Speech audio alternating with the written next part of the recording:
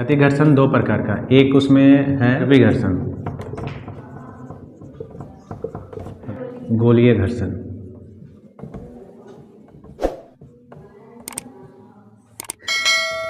सर्पी घर्षण क्या है और गोलीय घर्षण क्या है? कह रहा है कि जब कोई वस्तु किसी अन्य वस्तु पर फिसलती है, जैसे कि मान के चलो कि थोड़ा सा भी अगर ढाल रहता है तो कोई वस्तु क्या होगा, अगर मान लो इस तरह का वस्तु तो लुढ़केगा नहीं, इस सतह पे लुढ़क सकता है नहीं ना, ये तो फिसलेगा ना इस पे।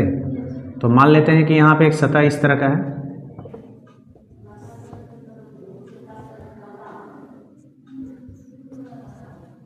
ठीक है। तो जब ये वस्तु है, इस वस्तु पर क्या होगा, जब इधर ये गति करेगा तो ये क्या होगा, इस सतह पर फिसलेगा, इस जगह इस सतह पे क्या होगा, फिसलेगा।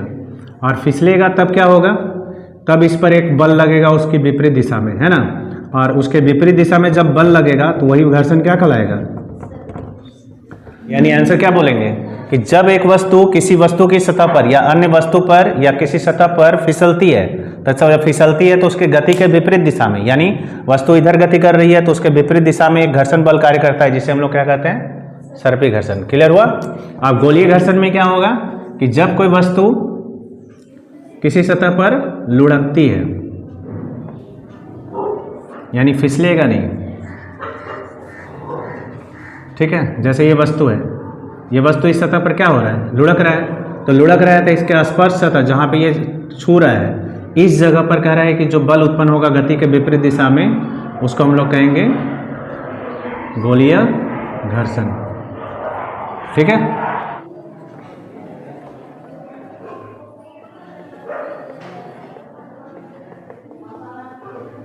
स्थैतिक घर्षण गुणांक, सीमांत घर्षण बल, अभिलंब प्रतिक्रिया बल। सीमांत घर्षण बल अभिलंब प्रतिक्रिया बल के समानुपाती होता है। सीमांत घर्षण बल को हम लोग किससे सूचित करते हैं, Fs मैक्स से, और अभिलंब प्रतिक्रिया बल को R से। जैसे ही सीमांत घर्षण बल के बीच जो समानुपाती सिंबल है, ये जैसे ही हटाते हैं तो एक नियतांक आता है, ठीक है।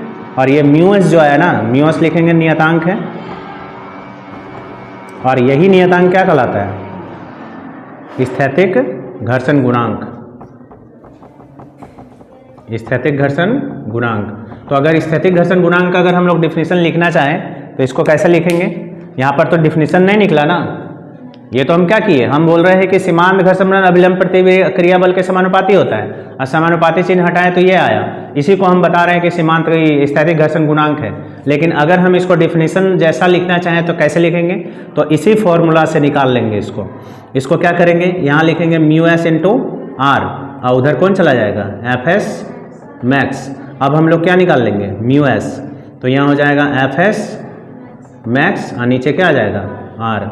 तो ये तुम्हारा इससे परिभाषा निकाल सकती है। फिर हमारा कैसे परिभाषा निकलेगा, तो लिखेंगे सीमांत घर्षण बल एफ एस मैक्स क्या है, सीमांत घर्षण बल, और आर क्या है, अभिलंब प्रतिक्रिया बल। तो आंसर क्या हो जाएगा कि सीमांत घर्षण बल और अभिलंब प्रतिक्रिया बल के अनुपात को स्थैतिक घर्षण गुणांक कहते हैं, ठीक है। सीमांत घर्षण बल एवं अभिलंब प्रतिक्रिया बल के अनुपात को स्थैतिक घर्षण। हाँ, या ऑब्जेक्टिव क्वेश्चन में ये पूछता है कि सीमांत घर्षण बल और अभिलंब प्रतिक्रिया बल का अनुपात को क्या कहते हैं, तो आंसर होगा स्थैतिक घर्षण गुणांक, जिसको हम लोग किससे सूचित करते हैं, म्यू एस से। गतिक घर्षण गुणांक क्या है, गतिक घर्षण गुणांक को हम लोग पहले समझते हैं। सबसे पहले क्या है कि जैसे उसमें सीमांत घर्षण बल था, इसमें होगा गतिक घर्षण बल। तो गतिक घर्षण बल क्या होता है, अभिलंब प्रतिक्रिया बल के समानुपाती होता है,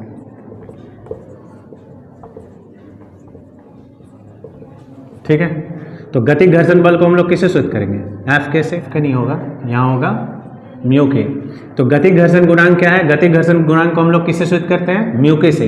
और यहाँ लिखेंगे क्या कि गतिक घर्षण बल जो है, गतिक घर्षण बल किसको कहेंगे, गतिक घर्षण बल का मतलब हो गया कि जब कोई वस्तु गति करेगा, मतलब लुढ़कने वाला बात बता रहे थे, या स्लिप करेगा, तो उस समय उस पर क्या होगा, गति के विपरीत दिशा में एक बल कार्य करेगा, उसको हम लोग कहेंगे गतिक घर्षण बल। तो गतिक घर्षण बल भी अभिलंब प्रतिक्रिया बल के क्या होता है, समानुपाती होता है। और अभिलंब प्रतिक्रिया बल के जब समानुपाती होगा तो गतिक घर्षण बल को किससे सूचित करेंगे, तो एफ के से, और अभिलंब प्रतिक्रिया बल होगा आर।